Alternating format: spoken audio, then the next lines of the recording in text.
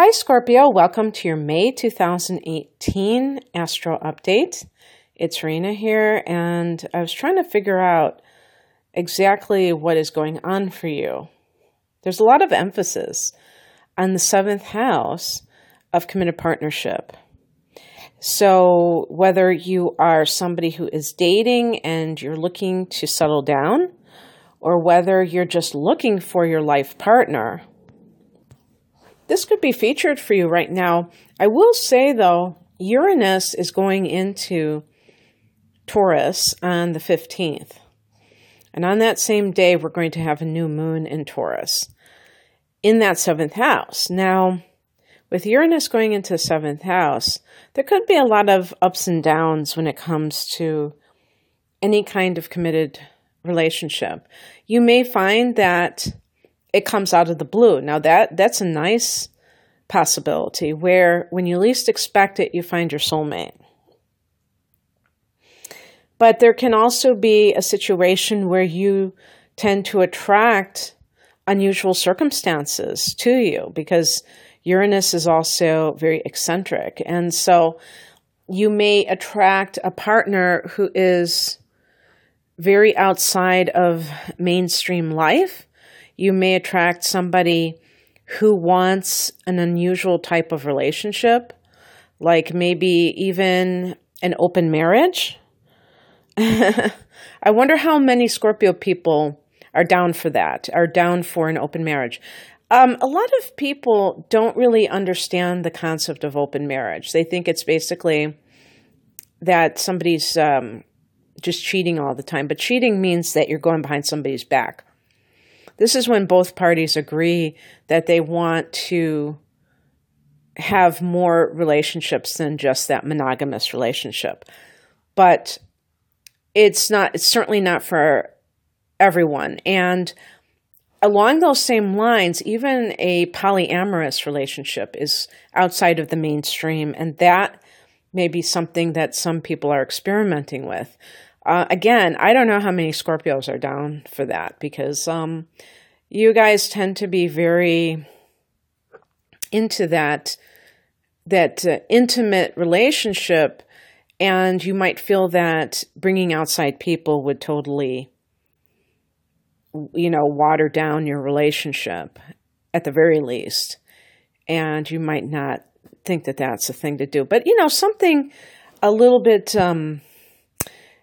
that relates to freedom, like maybe who knows, maybe it's somebody who has been married for 40 years and decides I am moving out or I'm going to get my own place. I'm not going to get divorced, but I just need my own space. I feel like this real need to have freedom within the confines of a marriage or a live-in relationship.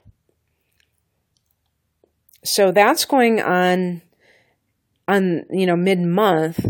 And before that, let me just talk about a couple things. Mercury is going out of its shadow on the 3rd in your 6th house. And this means that the retrograde action is officially over with. With 6th house and work, you may have been feeling like there have still been hiccups related to any kind of career stuff, or, well, this is actually the day-to-day job stuff, or even like your schedule. Maybe it got kind of tripped up and you had to alter what you typically do during the day, and now you're back to your normal schedule. On the 13th, Mercury goes into Taurus. It was in Aries, obviously. And this is your 7th house. This is where all the action is for you, or a lot of it. And Mercury in the 7th can indicate that you are talking things over with a partner. There may be plans that you have. Again, as I say, a couple of days after that, the new moon and Uranus, which is a 7-year cycle, Uranus through a sign. So it's very significant that it's going into Taurus on the same day that there's a new moon in Taurus. So the theme is going to be Taurus issues combined with whatever house it's in. And for you, this is that committed partnership house. New moon there the same day indicates that you're coming to an understanding. Now, with Mercury there as well, there may even be some kind of a legal thing, some kind of a, what do you call it? Some kind of contract that can connect with marital issues. Maybe you're negotiating something with a partner. I have no idea what that would be. But I could even see like divorce, again, for some people, where you're feeling that sense of, because you did have a situation last fall with the full moon here. So you may have been going through some kind of like separation, and now you decide to go through with it. And a new moon in the 7th house doesn't mean that a marriage is going to necessarily stay together. It may mean that you come to an agreement or an understanding with that person. It may be legally based. But it can be positive for sure. Maybe you have set a wedding date and bought a marriage license. Maybe that's what Mercury in the 7th house means. The very next day, Mars goes into Aquarius, and this is your 4th house of home and family. So that means it was in the 3rd house for a bit.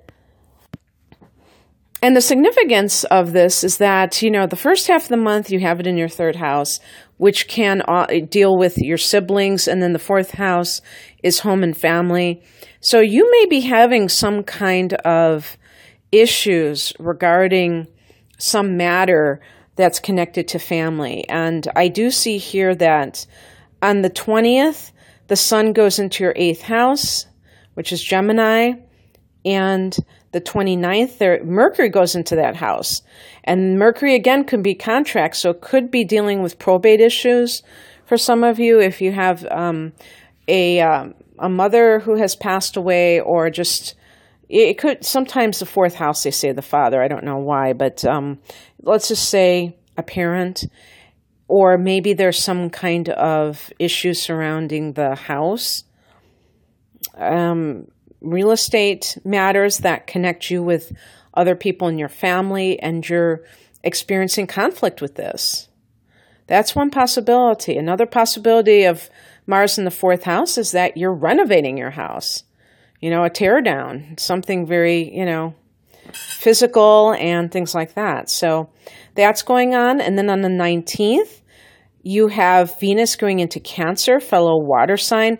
This is in your 9th house, Scorpio, of the higher mind and long-distance travel. So finding love with somebody from a different culture, from a different country, you know, like nationality. And it can also be maybe you have the money to travel. Could be getting money from some kind of academic teaching or in that area. So something along those lines. And yeah, I think that I've pretty well covered it. So it's funny because it seems like this is so short compared to some of the other readings I've done, but maybe I just streamline things.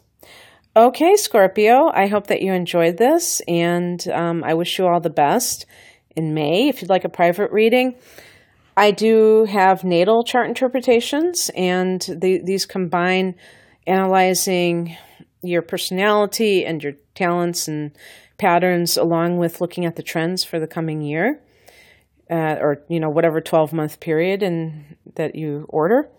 So you can check out my offerings at rainamoon.astrology.com. The link is below for my website. Take care. Bye.